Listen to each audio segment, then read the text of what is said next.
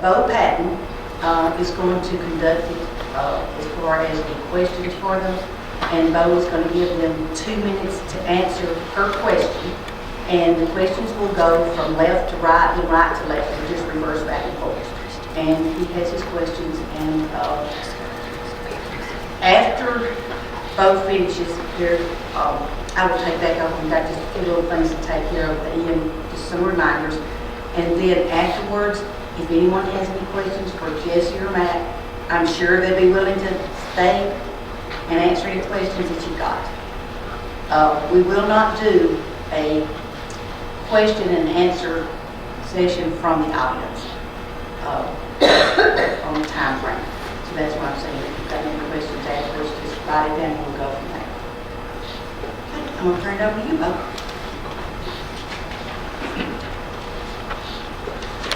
Both candidates can feel free to come up and have a seat.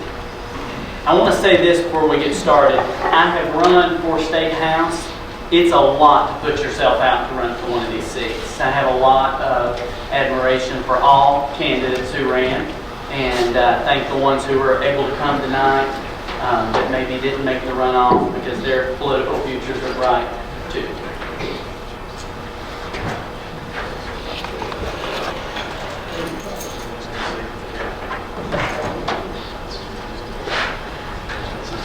Miss Charity Tidwell will be our timekeeper tonight. So whenever you look down and you see her hand waving at you, that means you've reached 2 minutes. We're going to have 2 minutes per question. And I apologize to everybody. I wear separate glasses for distance than I do for reading, and my printer decided to print me a little bit small tonight. So please bear with me if I struggle a little bit. So hopefully we'll do okay with that. And we're going to start with Mr. Vaughn, simply because I decided that whoever sat closest to me would be the one that we started with. And we're going to go back and forth. So Mr. Vaughn will start, and Mr. Burton, and so on and so forth. So go back and forth. So our first question is, what ignited your desire to seek public office? I believe it's it probably starts with the home that I was raised in. I'm the son of a Baptist preacher and an English teacher, and my parents taught me a lot by what they said, but they also taught me even more by the actions that they did. I cannot remember the first time I ever heard the name of our Lord and Savior Jesus Christ, because I was going to church for 9 months before I was born here.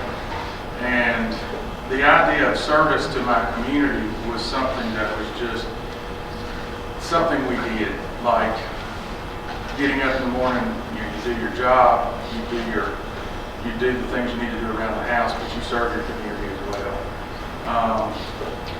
I had run for State House before in 2002, and quite honestly, I was very content over the last several years sort of working behind the scenes.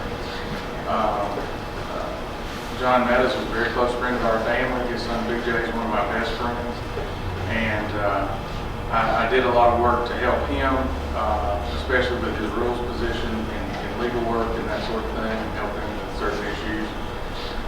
Other candidates as well, working on things like spliced campaigns and stuff like that when I believed in the project, but was perfectly content to do that. But then when John passed away, his family approached me and asked me to run, and then I was approached by a lot of people in our community, and even the Speaker of the Georgia House called me and asked me to run.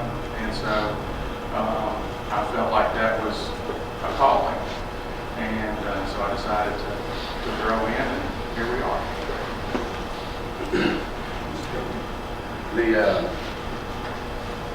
Kind of like this, it's just serving the people. I think I got interested in politics when I was a young age. My grandfather was a representative in the House of Representatives at the state level, and he had a picture on his wall, and you could see where he was with all the members. And he had a little paper. And actually, I have a paper, so it's kind of cool. But so, curiosity as a kid, you ask questions and you find out about it. And my other granddad, ran for superintendent and stuff too. But just wanted to serve and teachers in school, just learn a lot. But you know, they ran for school board. My wife's a teacher, my mom's a teacher, and had an opportunity to run for city council. It's kind of like Christmas. I mean, giving a gift is better than giving and getting back to you. And serving and giving back to your community, and you get to, our community has been so great to us, and that's what I think it's why both of us. We just want to continue our community to be so good, and so that's the main reason I want to serve, is just to help our community. We'll begin this question with you. If you could sponsor one piece of legislation this session, what would it be?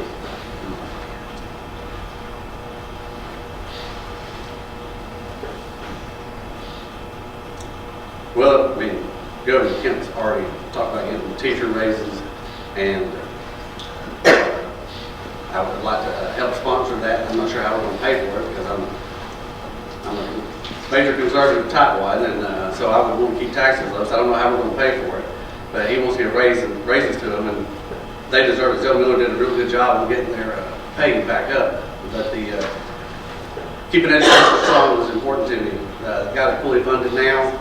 Back during the Great Recession, they kept state taxes low, but they kept a lot of local mandates higher, and so the local school boards here had to raise their millage rate and get taxes higher here, and that enabled the state to keep their taxes low. They had mandates that they had to still do, so they put the burden on the local level, and I'd like to keep local control for local taxes. So I think education, teachers raises, and getting education strong. Mr. Vaughn? Well, I wish I had something, hot or kind of cool to say that I would like to sponsor. But as I have campaigned for this office, a theme that has come up to me on multiple occasions, and I think it's something that has a real impact in terms of state government's relationship to its citizens, is shoring up the funding for our employees, both state and local government employees, retirement funds. It's amazing to me, and I didn't realize how many different investments there were, and how, for example, for some reason, which no one can seem to explain, a sheriff's deputy who retires after a full career receives $200 a month less than a fireman or a fire person who retires after a full career. Not taking anything away from the fire, but they are invested in two completely separate ways. And anyone who knows anything about investing realizes that if we can pool all that together, we can get a much better return on investment, in the markets and through investment securities and equities, and also the various types of investments that we can make in that. That is a huge expense that the state handles every year.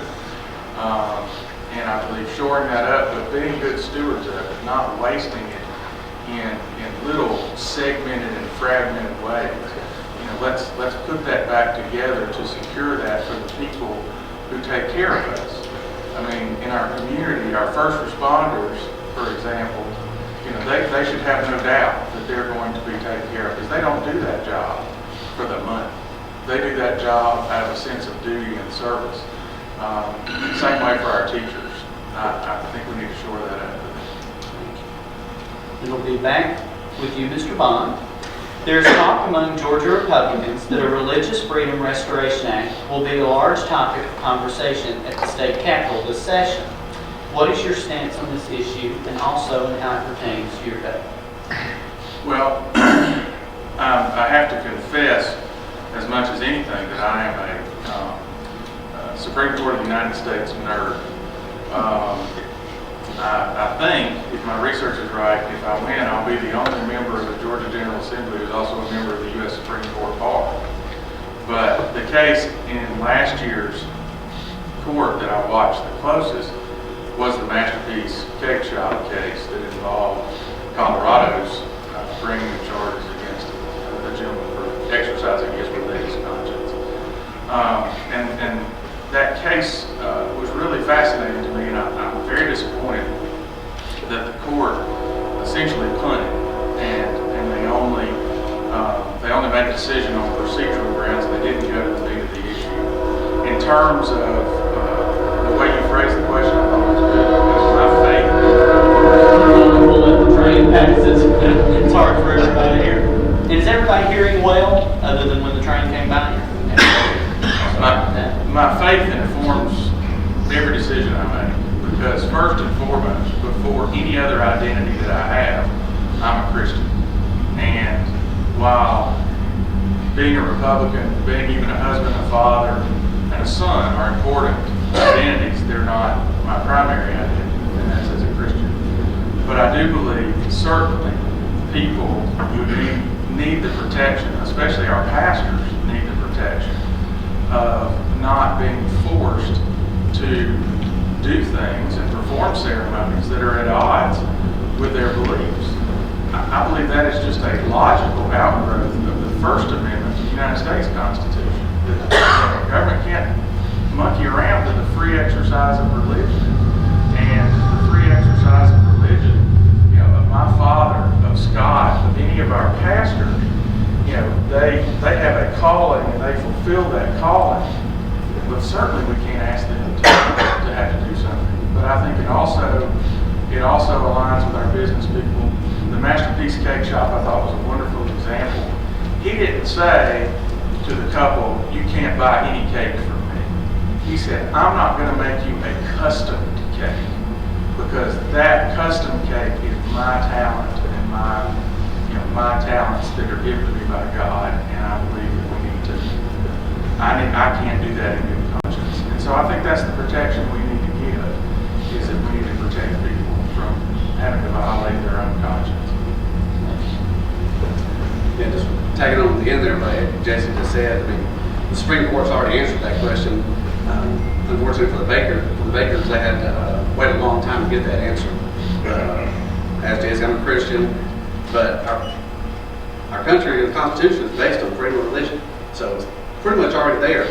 And if you start, I mean, it's not just our religion as Christians, but it's also protecting the other ones. And you wouldn't want to force them to do something that we want them to do, because that's what our Constitution says. We have the freedom of religion, and it doesn't need to be infringed upon. And I would not vote for anything that infringes upon our constitutional right. Next question. Several Republican leaders around the state have lobbied for a fair tax, meaning the abolishment of an income tax shifted to a sales tax form, much like what Tennessee, our neighboring state, has. Would you support the effort to change our tax system in Georgia? Mr. Earl. I'm willing to look at it. I mean, during the last Speaker of the House, he had a plan called the Great Plan. And if it would have implemented when it happened, it could have been detrimental to our state just because of the timing of it. That's when the Great Recession happened too. And I think Mr. Vaughn already mentioned that we have some archaic taxes, and we want to look at it. We need to, but I would want to look at, like I said, Tennessee, Florida, to see how the impact during the Great Recession did to those, because locally, and also the state doesn't do a real good job as far as sharing tax information with the local governments. The cities have been asking for the tax information. They won't share the information. They just give the cities and the counties what they tell them they're going to get. And so I'm in favor of getting the state to make sure they share that, so that every city and county make sure that they're getting their fair share of taxes. So if we make any changes, it needs to be made sure that the information is shared more freely than it has been. Because otherwise, you're just hoping they're giving you what you get, and it's hard to base your budgets and stuff off that. Well, taxes too often shape our society. A little historical tidbit to illustrate the point. You can't go in an antique shop in Georgia and not see a bunch of armoires and chifferos. The real reason for that is property taxes. 100 years ago or more, your property, if it had a dwelling on it, was taxed based on the number of rooms it had, and each closet was counted as a room. And so folks being smart about it said, well, maybe we won't build a closet, we'll just build a chiffero. And I think that goes to American ingenuity, absolutely. And certainly our country was founded by folks who felt the pinch of unjust taxes. I really don't necessarily think that our taxes in Georgia are unjust, but they're just outdated. The property tax in particular, the property tax is just not fair. The property taxpayer pays way more than his or her or its fair share. I know that as homeowners and all, we feel the pinch of property taxes, but Lord have mercy, go talk to some of my corporate clients in the carpet business especially about the property taxes they pay on their facilities, and it'll just absolutely shock you. That's money that could be put back into those businesses and then be taxed in a more consumption-based way. So I do like the idea of a fair tax, but I don't necessarily think that we need to eliminate things all in one fell swoop. There's a lot of layers to it, and unfortunately there's a lot of bureaucracy to it in Georgia. But I think if we can move in the direction of more consumption-based taxation, like a fair tax, we would see that reaps benefits for us. Several Republican leaders in the state of Georgia have been discussing a bill that would eliminate carry permits in our state. Are you or are you not for a bill based on that knowledge? Mr. Vaughn? Well, the problem with carry permits, to answer your question, yes, I'm in favor of that. And the term that I believe that represents is constitutional carry. As a gun owner, as a life NRA member, to me, the only benefit I get from that weapons permit that I have is that it speeds up the background check process when I make a purchase. I think if something like that were available, if someone wanted to go and have a background check and something that's certified that their background is clear to speed up that process, well then that's fine. But that's not really what the Georgia weapons permit law does. The Georgia weapons permit law is another form of tax. And a few years ago, the General Assembly did a funny little move, and it increased that permit fee, but many other fees. But they went out on the front of the Capitol and they beat their chest and said, we didn't raise taxes, but they raised every John Brown fee in this state. For example, the notary fee went from like $25 to like $130. Our filing fees in my practice with the state courts and superior courts went from $85 to $210 and then had local money added on top of that. Our farmers absolutely got hammered. I've got one of my dear friends from college owns a cotton growing business in southwest Georgia. His warehouses have to be inspected every quarter, so 4 times a year. His fee for that inspection, he's got 10 warehouses. His fee for that inspection used to be $100 a quarter for each warehouse. It went to $700 a quarter for each warehouse.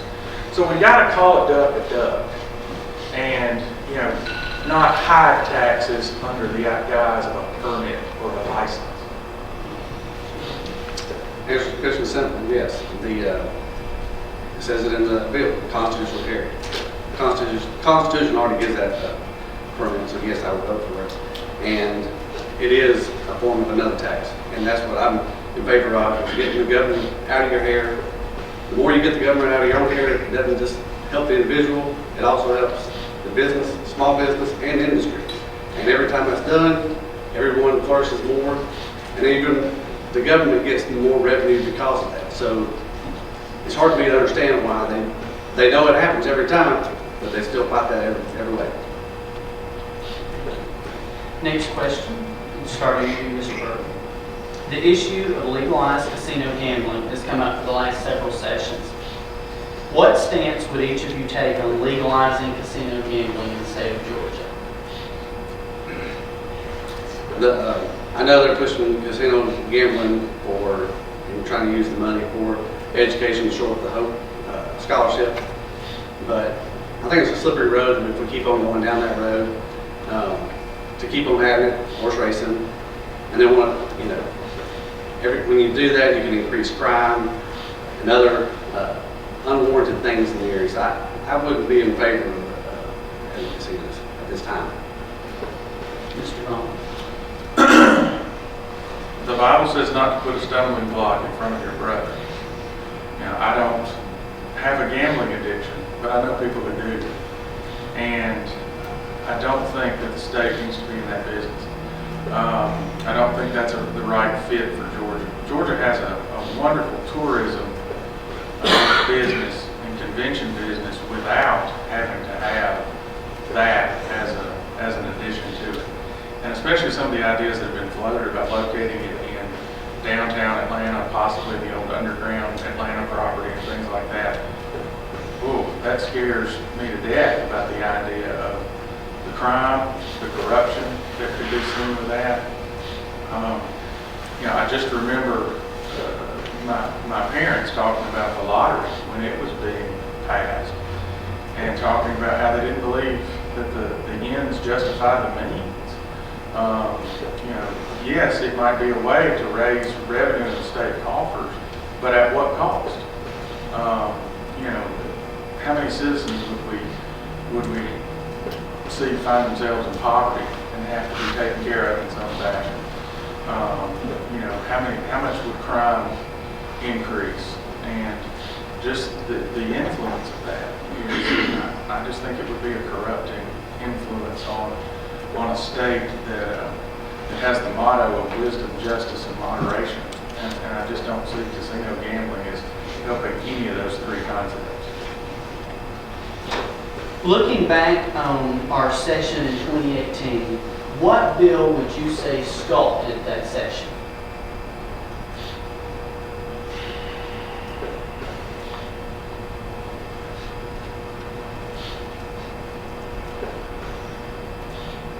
Friend will have to give you a little bit of a nerdy answer, but I think you'll see why it's important. There have been some reforms on what's called the Administrative Procedures Act, and there were some more passed last year.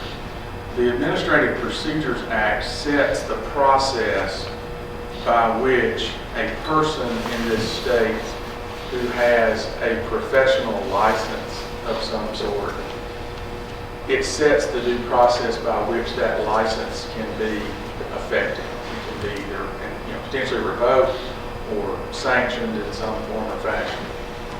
For years and years, the state of Georgia, the Administrative Procedures Act was such that the entity, for example with teachers, the Professional Standards Commission, they brought the prosecution against the licensee, but they also had the ability to overturn the decision of the administrative law judge who had heard the decision. And how incredibly unfair is that? And I remember speaking as far back as 2004 and 2006 to people in our local delegation about that. When our local delegation was Tom Graves and Preston Smith and Dr. Don Thomas and I'm not sure. I think Don was probably our only senator. But that change has been made. There is more fairness now because there's 500,000 people in our state, not including the 180,000 teachers, so 680,000 or so people in our state who are subject to professional licensing. And that's where small businesses grow from. Everything from barbers to night watchmen.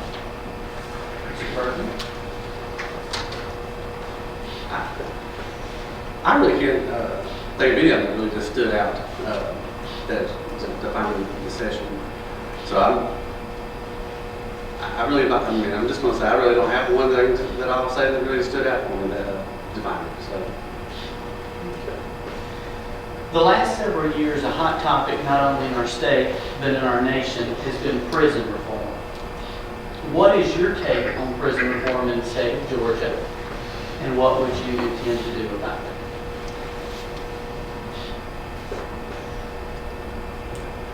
It's very expensive. Prison, there's a lot of people who get locked up for minor crimes. The city of Calhoun's been in a lawsuit for one, for unjust actions, which I don't agree with, but But it is a problem because it's a impact for, and some people use it for a way of life that they don't know how to get there. But it costs us more to put people in prison than it does if we do informal or get to them faster. I'm not sure how I would reform it, but it is a problem that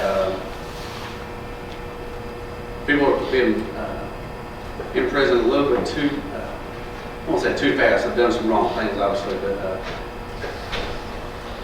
we just need to look at it because our prisons are overcrowded and it's just becoming a real big problem for the whole state and how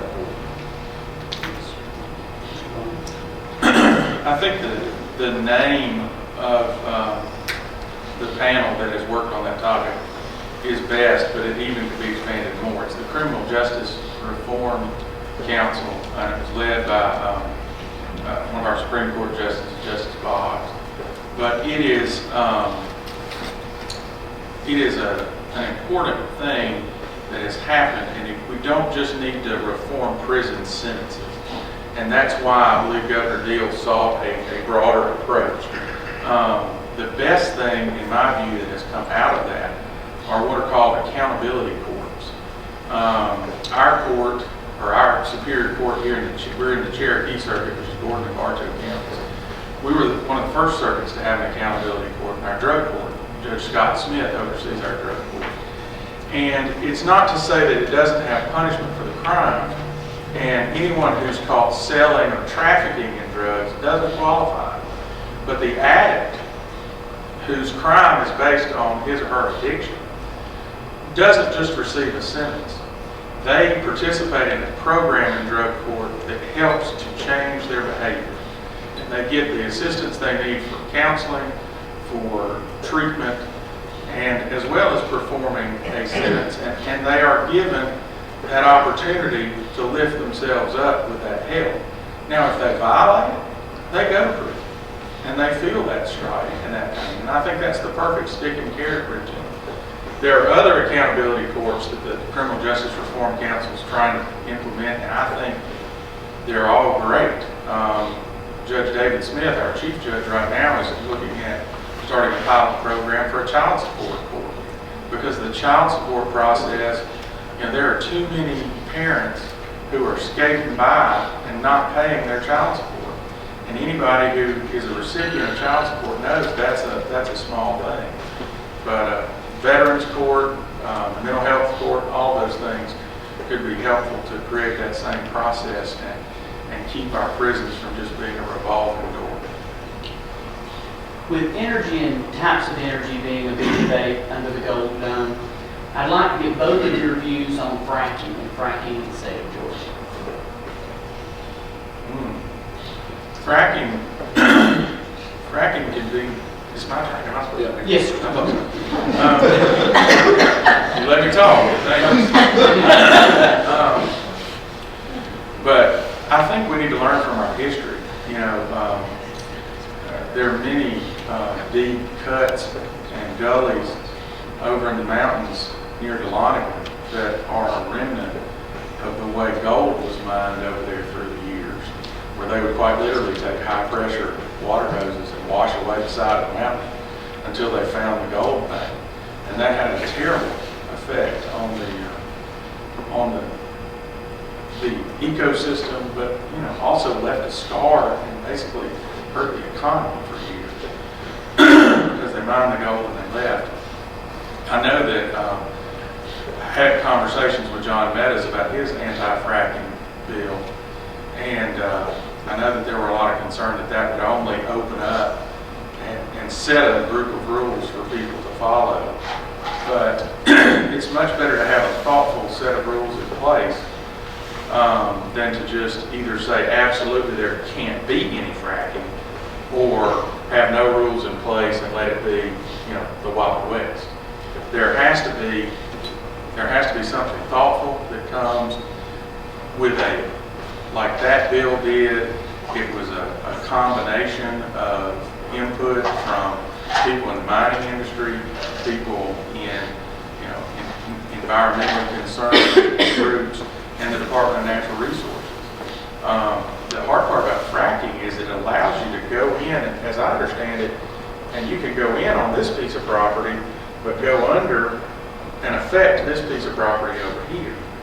And, you know, basic property rights, you know, that's class number 1 of law school, is property rights. And I think that's sort of issue number 1 of our country. We have to protect our property owners and our beauty, but also help our economy. Yeah, from my understanding, Georgia's a good opportunity for fracking. On the city council, had a group come to us, and they had actually already been to Cave Springs, and that group who came to us actually is the one we shared the information with Johnny, and Johnny actually introduced it. And, I wasn't sure how I thought about the group when it came, but they brought up some good points that I hadn't thought about. Fracking can be a good thing for the economy and resources that we have, but what we didn't have in place, and this is why Johnny did the legislation for this, is because there were no regulations on it. And if he hadn't done that, they could have came in here and went ahead and started doing it without any kind of regulations at all. They weren't even having to do any of the regulations like standard of the old people and water. And so what Johnny did was just make it to where if you're going to do it, you got to at least abide by the rules and be fair and not unjust.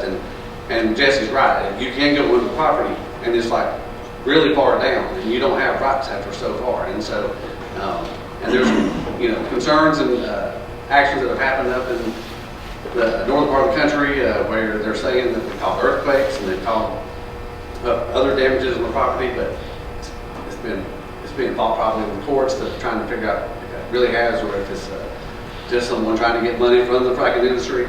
But yeah, I think it could be a good thing for Georgia, but I mean, Johnny started it right by starting to get regulations on it. Back to you. With the expansion we see the expansion of medical cannabis coming along. When you pair that with the fact that there are bills coming down the pipe to grow marijuana in the state of Georgia, how do you feel about that issue? Well, it's a dangerous slope. I know it failed the first time, but it got passed recently. There are a lot of uses for medical, for babies. That's what the one that was passed. You can see videos on Facebook and the internet of people with Parkinson's or other diseases where it's been beneficial. But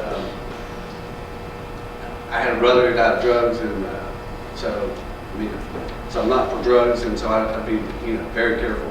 I know there's a hemp industry too, who are it's not as potent at all as marijuana, and it's used for like clothing or rope, and you can get like 3 times the fabric as cotton on 1 acre of land. But from my understanding, the law enforcement are not for this, and so any kind of consideration I would even do with that for purposes of for clothing and fabric and stuff like that, it would be in deep consideration of what the law enforcement can do. Because from my understanding, you can fly over, my house, and if there was something in clothing, they can see it. But if you enable him, like a farmer with an acre of land or 100 acres of land, they wouldn't be able to differentiate that, for my understanding. So you would have to be careful what organizations might take advantage of, farmers and bad financial straits, and so it would have to be heavily regulated from the state. But it would have to be from law enforcement. But again, for drugs, I lost my brother a couple of years ago, and so I would not be in favor of any kind of drugs, marijuana. Me and Christy, we have some very good friends who we went to college with, who wife, she works for Cure Childhood Cancer, and she has shown me some evidence of how the medical cannabis can provide some pain relief for children with cancer that does not create the addiction and withdrawal issues that, say, an opioid medication would. But I am absolutely terrified of the idea that would open the door in Georgia and we would move towards any kind of recreational use of marijuana. I've seen it firsthand in our courts.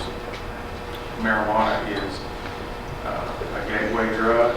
There was a great article yesterday, as a matter of fact, on Fox News' website by a doctor who is also a professor at NYU's medical school, talking about the terrible effects of how marijuana, what it has on your physical well-being, how in the states that have allowed it for recreational use, that DUIs have gone up, car crashes have gone up, homelessness has gone up, just across the board, the number of problems have just been horrific.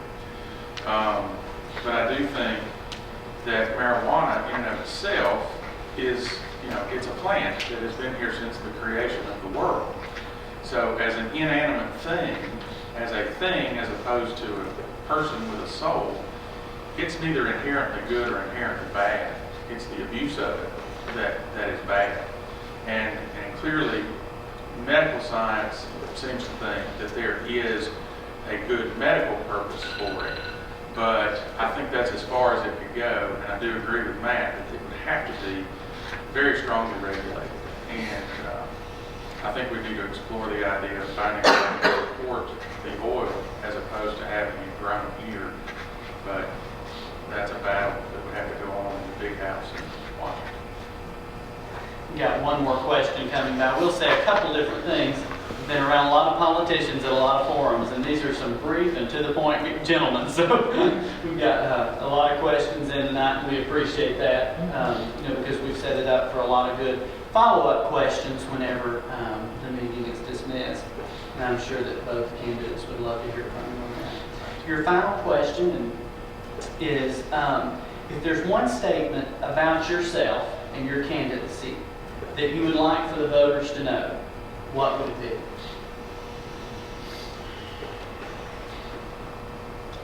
I'd like for the voters to know my heart, that I love this community, I love this area. My friends in college used to joke with me and ask me if I was going home for the weekend to Utopia, because I would speak of my home in such glowing terms. I have been a lawyer here for 20 years, and in that, I have worked to help people solve their problems, and I honestly think that is the biggest part of a state representative's job. The voting on bills and that sort of thing is critical and is important, and can be the manifestation of helping people with their problems, but that's only 40 days a year. The other 325 days a year, you're helping local governments, local citizens, local companies, your parents, your children, with their issue that they have with state government and facilitating a resolution to that problem. And that's what I love to do, is help people solve problems. I think that our community is a part of the greatest state in the Union, and we're part of the greatest country in the world. But this is the best place in Georgia to live. Northwest Georgia can be a shining example to the rest of our state of how to have fiscally conservative approaches to government, to promote the economy, to build jobs.